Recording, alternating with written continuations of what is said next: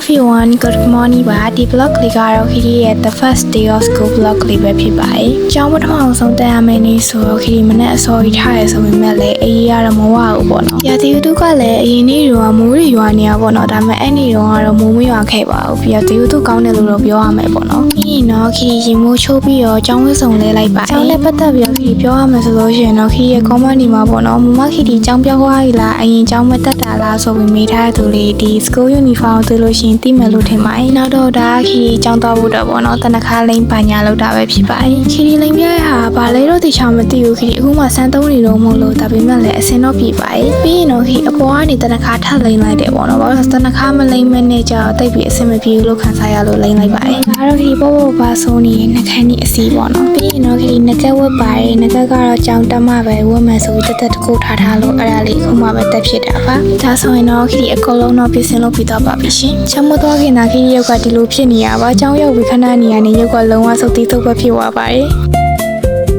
ဒီလေစာတော့ကတော့မမီရပလောင်တောင်မွေးကြော်နဲ့ကြတိုင်းထည့်ပေးထားပါတယ်။အိမ်မှာတာဂီဒီရသမင်းစားချိန်တာမမှန်တာပေါ့နော်။ကျောင်းမှာဆိုလို့ရှိရင်အရန်မှန်ပါတယ်။သမင်းစားချိန်မရခွင့်နဲ့ဘိုက်ကစားနေပြီပေါ့နော်။ပြီးရင်တော့မေးခဲ့လို့မရရင်မဖို့ပေါ့နော်။ပြီးပြီဆိုတော့ခီကျောင်းသွားပါတော့မယ်။ကျောင်းသွားရလဲလိုက်ခဲ့ကြပါအောင်ရှင်။အဲ့ဒီတော့ကတော့မိဘရဲ့လိုက်ပို့လာဆိုတော့ခီဖုန်းယူပြီးတော့ရတဲ့လောက်လေးရက်ခဲ့ပေါ့နော်။ကျောင်းလိုက်ပို့လာတော့ခီဖေဖေနဲ့မိမိပေါ့နော်။ခီကအဲ့လိုငငယ်လေးရောက်ကွာကျောင်းနေပါဆိုလို့ရှိရင်မိဘရဲ့လာကြိုတာနောက်ပြီးပို့ပေးရဆိုအရင်ကသဘောကျပါတယ်။အဲ့ဒါခုဘကိုတယောက်တည်းမတော်ရရမျိုးလည်းမဟုတ်ဘူးပေါ့နော်မိဘတွေလိုက်ပို့လာအောင်မခံချင်တာပါခီတို့ကပုံမှန်ထတော့လည်းစောစောထွက်လိုက်တယ်ပေါ့နော်အဲ့ဒါခီတို့လမ်းမှာမနှက်ဆောင်ဝင်စားမှာမဟုတ်လို့ပါမနှက်ဆောင်တော့ခီပို့ပါပဲပေါက်စီပဲစားခဲ့ရပေါ့နော်အေးစစ်စစ်လေးဖြစ်အောင်ကျောင်းနဲ့ညီရဲ့ကျောင်းလန်းထိတ်ကဆိုင်မှာပဲခီတို့တွေဝင်စားလိုက်ပါတယ်အဲ့မှာခီတို့တွေဆိုင်ဖွင့်တာတိတ်ပြီးတော့မကြသေးလို့လားတော့မသိဘူးပေါက်စီရပေါ့နော်မမတောက်တောက်နဲ့ခီစားရဘယ်လိုမှအဆင်မပြေပါဘူးဘာလို့တောင်လဲဆိုဘေးသားဝါနေရုံမှာဝါလို့မရဖြစ်နေတာပေါ့နော်ရီနဲ့ပဲမျောချလိုက်ပါတယ်အဲ့မှာရီဘူးကလည်းကျောင်းမရောက်ခင်နဲ့ရေတောက်လာရ